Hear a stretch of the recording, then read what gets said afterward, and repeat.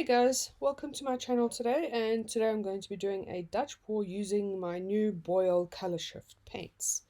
I've chosen a variety of colours as you can see, and I have used white for my base coat with a bit of the Folkart Berry Wine because I didn't feel like a plain white background. So there's the Folkart Berry Wine, beautiful color, and you can see that it's made a really beautiful pale pink.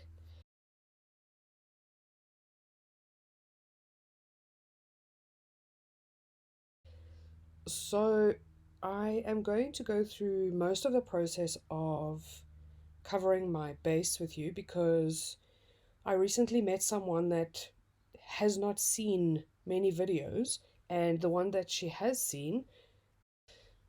seen this process. She just sees in a lot of the videos, the covered base. I mean, even mine, I do that. So I chose to actually show what I do this time. And this time I'm doing it with a hairdryer instead of tilting it around. And I can honestly say that I think that this is a much better way. It is a lot faster. It spreads the paint around as evenly as it would when you tilt it. It's just about figuring out exactly how to do it. So I've seen on some videos that when you put the hairdryer at a 90-degree angle, it moves the paint around as good as doing it at a slant. So from what I've experienced, doing it at a straight angle is pretty good as well. Um, so yes, I've shown what I've done. Now I'm just making sure that I've got extra paint over the edges, and I blow those over, and the rest of that you don't need to see. So here is my completely covered canvas, and I'm sure people that haven't seen this before get the idea of how to go about it. Now my base cover paint was still a little bit too thick, but it still works pretty well, but next time I'm definitely going to add some more water to thin it down.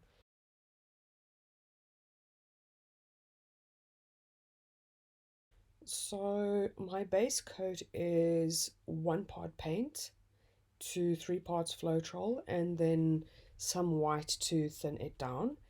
And then my color shift paints, you're supposed to be able to use it straight from the bottle, but I watered it down 1 part paint to 1 part Floetrol anyway to get some cells out of it, and I found it to still be a little thick when I tried to pour it down. Or when I experimented with it. So I definitely felt that it needed to be watered down with some Floetrol. And even then, compared to some videos that I've seen, it's still a little bit too thick, but I'm pretty happy with the result. Well, you'll see. And I got the desired effect of the cells.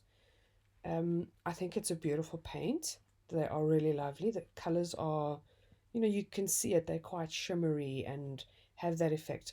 However, I found that once I blew it out, I did not see much of the color shift. And there I am just picking out a very stubborn hair. And I did not edit it out because, once again, I want people to see that you can just dig out a hair and cover it up again with some paint, and you won't even remember that hair that was there. Anyway, I don't think that these are very color shifty, if that makes any sense. And I will enjoy using them. I think they're great to experiment with, but I definitely need to experiment more to see if I actually do get the color shift effect out of these paints. So I've laid all my colors down. I like using a lot of colors, sometimes to my downfall. Um, I definitely used too many colors here, but it's okay. I've laid them all down, and I think it looks beautiful. And here I go. And the blue and the purple, where it's been blown out, shows lovely.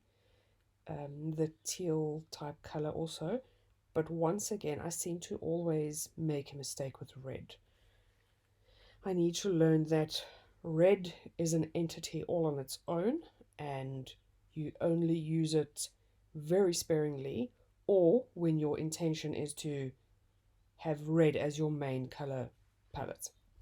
So I try and cover it up a little bit here, and obviously I will not be able to cover it up completely unless I pour a ton of paint down, but I don't want to risk ruining my painting as I have done many times. So I'm just putting down a little bit of color to cover up the red in the corner, and once again, lesson learned, back off with the red.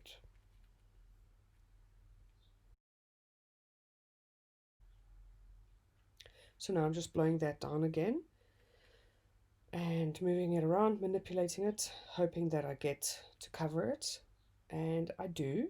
It looks a lot better. I wish I didn't have that solid line of purple and red in the middle, but I've noticed that a lot of people do have solid lines like that, so it's okay. I'm still very happy with it.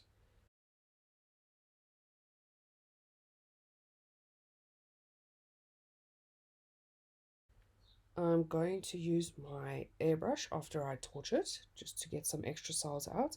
And when you look closer, you can't see it on the camera, or on the video, but it actually does help bring out some extra tiny little cells.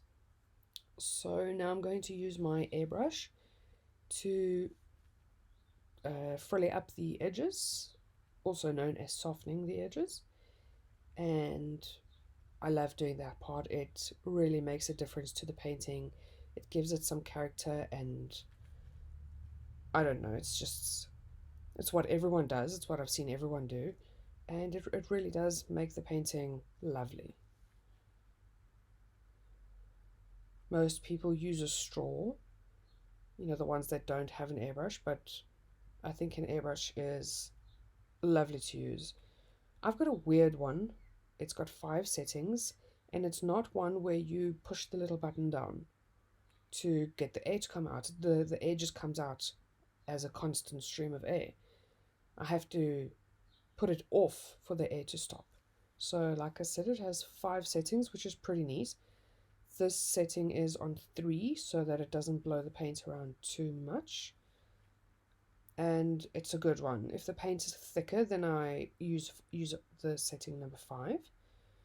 Number 1 doesn't really work very well. It blows out hardly any air. But anyway, that's the story about my airbrush.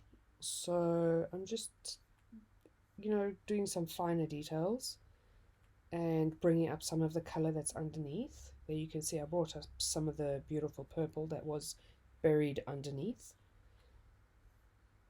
And I'm done. That is my painting. That is my Dutch pour, and I'm still a beginner and I'm learning. I use these things that are meant to go in the corners of the canvas to scrape the paint off underneath.